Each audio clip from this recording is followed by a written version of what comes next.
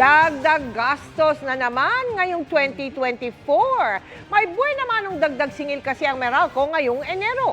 17 piso agad yan para sa mga karaniwang bahay na kumukonsumo ng 200 kilowatt-hour kada buwan. At posible pa yang masundan ayon po sa Meralco dahil sa epekto ng El Nino. Nakatutok si Bernadette Reyes. Hindi pa nga nakakabawi sa mga gastos nitong Disyembre, heto't aalagwa na rin ang singil ng Meralco ngayong bagong taon. 8 centavos per kilowatt-hour ang dagdag singil o 17 pesos sa mga karaniwang bahay na kumukonsumo ng 200 kilowatt-hour kada buwan. Barya sa ilan pero malaking bagay raw para kay Connie na hirap na sa buwan ng bayarin. Hindi ko nga alam kung paano mababudget kasi ewan ko kung paano magkakasya yung kita namin dito sa lahat. Ayon sa Meralco, tumaas kasi ang gasto sa pag-produce ng kuryente, bukod pa sa gasto sa transmission.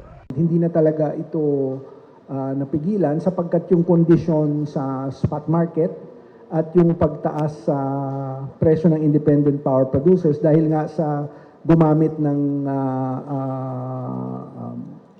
mas mataas na halaga ng fuel. Pero posibleng magmahal pa yan lalo dahil sa epekto ng init na dala ng El Nino. Ayon sa Meralco, maaaring tumaas ang demand o pangangailangan sa kuryente ng mga consumer, habang maaari namang bumaba ang supply ng kuryente mula sa mga hydroelectric power plant. Kaya naman may ilang paghahanda na ang Meralco. Kabilang dyan ang Interruptible Load Program.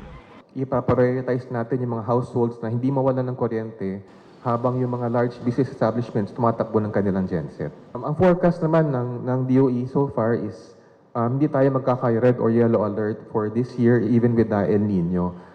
Makatutulong daw kung sisiguraduhing maayos ang mga appliance. Kagaya ng electric fan po, pag madumi yun, siyempre mahina rin yung ikot, parang mabagal din po. Kaya kailangan linisin mo. Bernadette Reyes, Nakatutok, 24 Oras.